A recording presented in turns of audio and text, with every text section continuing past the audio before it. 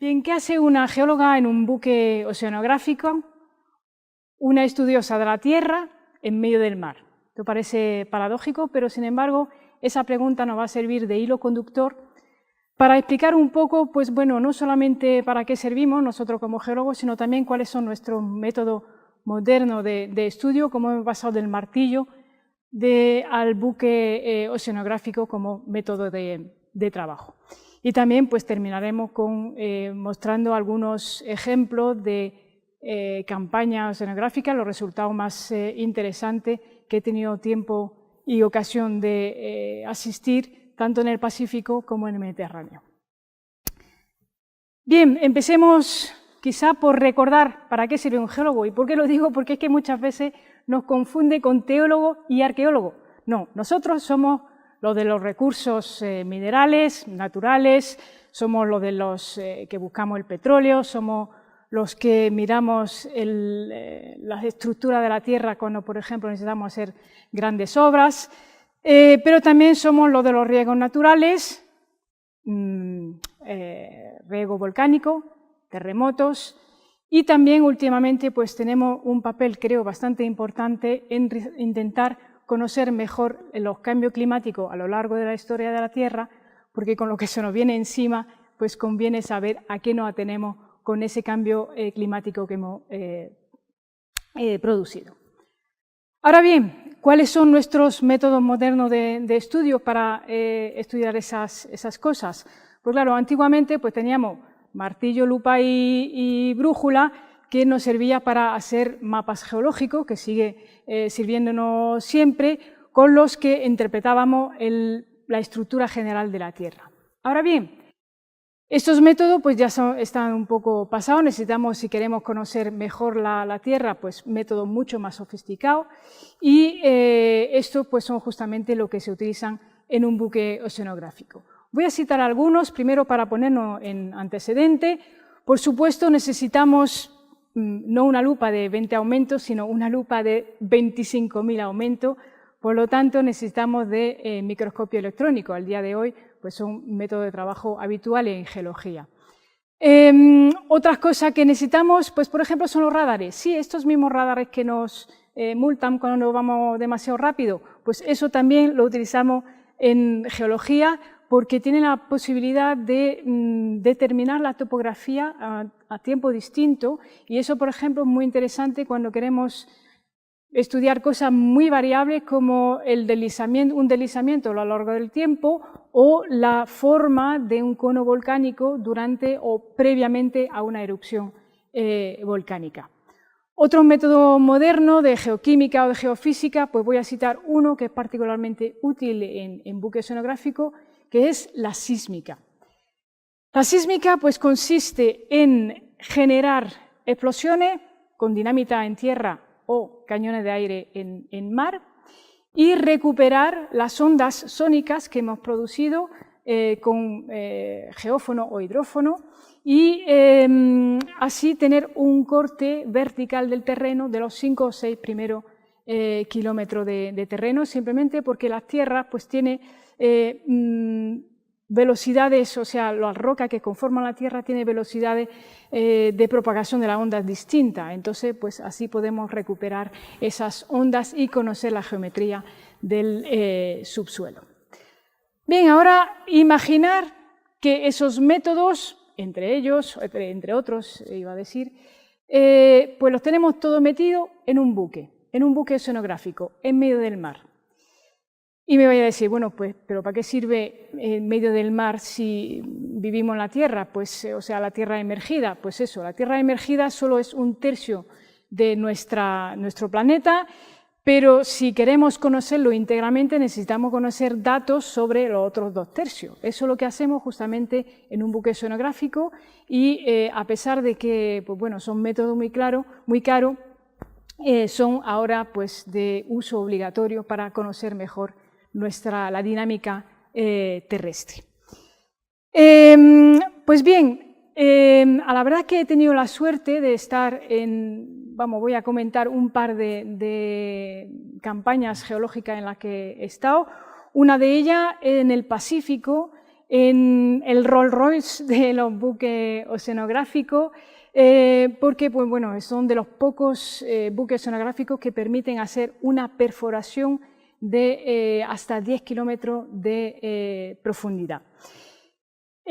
Además, en el Pacífico, en un sitio muy peculiar, en la zona de subducción, es decir, donde se hunde la placa, una de las placas, la placa filipina, por debajo de Japón, de la placa eurasiática.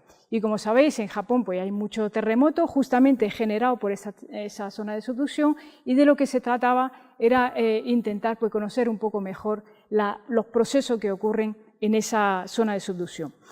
Japón está muy interesado en esos temas y, pues, entre ellos, en un programa internacional de 25 países, que incluía España, pero Japón, pues, quizá ha puesto la mayor parte, pues un megaproyecto que dura del año 2007 y va a seguir hasta posiblemente el año 2020, en el que la meta final es pues poner unos aparatos de medidas que permitan conocer la propiedad física y química de la roca que está en esa zona de subducción, la que genera los terremotos, para intentar hacer no solamente una predicción local, es decir, de dónde ocurre el terremoto, que eso ya los japoneses desgraciadamente lo saben demasiado, sino también, y eso ya pues puede ser una música de futuro, pero también intentar hacer una predicción del tiempo, es decir, de cuándo va a ocurrir el terremoto. Pero repito, eso puede ser las próximas décadas. Ahora mismo todavía está esto muy en pañales. Pues bien, en ese buque oceanográfico de bandera japonesa, el Chikyu, la verdad que bueno, todo es superlativo, son 210 metros de longitud, 38 metros de ancho, 70 metros de torre de perforación, unos generadores que permitirían alimentar de energía pues, un pueblo de 3.500 habitantes, 200 personas, de los cuales 26 científicos.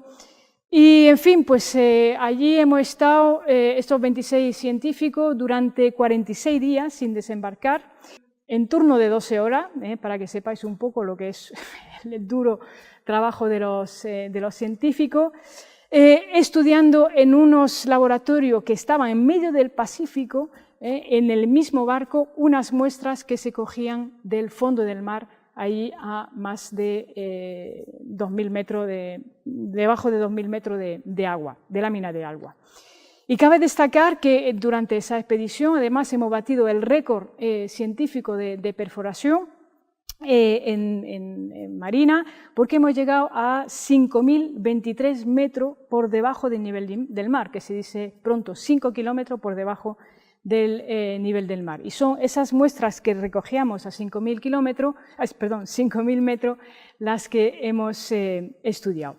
Entonces, la meta última era justamente pues, intentar ver cuáles eran bueno, todos los procesos relativos a esa zona de subducción, en particular pues, cuáles son las zonas de fallas activas, las que generan los terremotos, las propiedades físicas de los materiales en esos momentos, a ver si éramos capaces, datando los sedimentos que están por encima de la falla, dar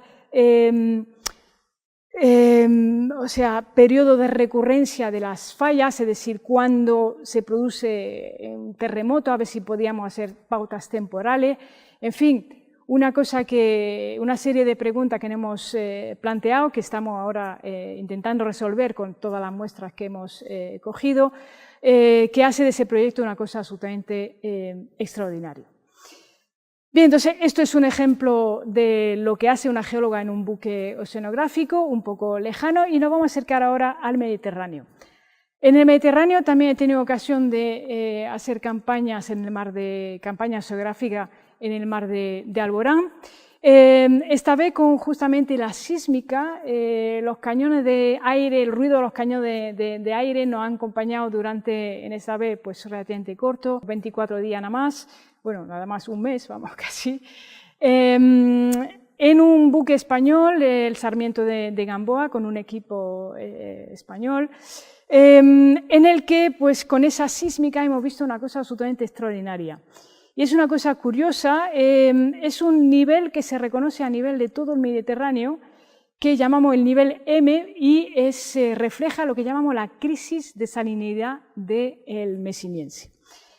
¿Qué pasó en aquellos tiempos, hace 6 millones de años? Pues realmente se cerró la conexión que existía entre el Atlántico y el Mediterráneo, no había conexión ninguna, y claro, ¿qué pasó? Pues que el Mediterráneo actuó como un vulgar charco, como una salina, y se empezó a desecar. Se empezó a desecar, y se calcula que el nivel del Mediterráneo estaba aproximadamente entre 1.500 y 2.000 metros por debajo del Atlántico.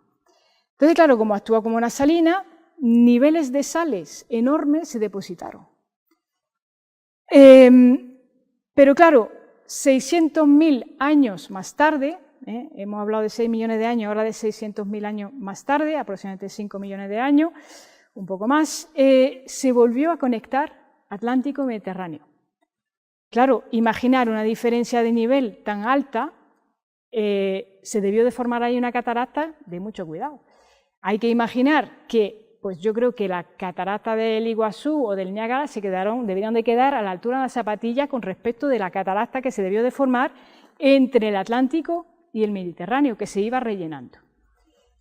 Claro está, una catarata y con una fuerza de esa característica, con ese desnivel, produjo una erosión hídrica por debajo en el lecho, digamos, del futuro Mediterráneo, absolutamente tremenda. De hecho, una de las cosas que observamos en aquella campaña oceanográfica fue justamente la presencia de un cañón que existe de erosión justamente de esa catarata, un cañón de aproximadamente 70 kilómetros de largo, que existe entre aproximadamente Tarifa y Estepona. Son 70 kilómetros de largo que cruzan el estrecho, hay que imaginar que está por debajo del mar al día de hoy, y tiene una profundidad de 900 metros. Uno puede imaginar la fuerza erosiva del agua. Y esto, claro, al día de hoy, pues durante los 5 millones de años posteriores, todos los sedimentos han ido, siguen los depósitos de sedimento, sellan ese cañón, pero claro, con la sísmica se puede seguir viendo. Otra cosa que hemos podido observar también perfectamente, pues son justamente todas las capas de sales que estaban en relación con esos depósitos de esa crisis de Mesiniense, de salinidad. Y bien, pues yo creo que con esos dos ejemplos, pues hemos visto para qué sirve cuál es nuestro papel como geólogo estudioso de la Tierra en el mar, para qué sirve una geóloga en un buque oceanográfico, y con esto pues espero que habéis aprendido un poco de geología, esa ciencia absolutamente apasionante que nos permite conocer mucho mejor la Tierra sobre la que vivimos y cuyos procesos geológicos convienen conocer.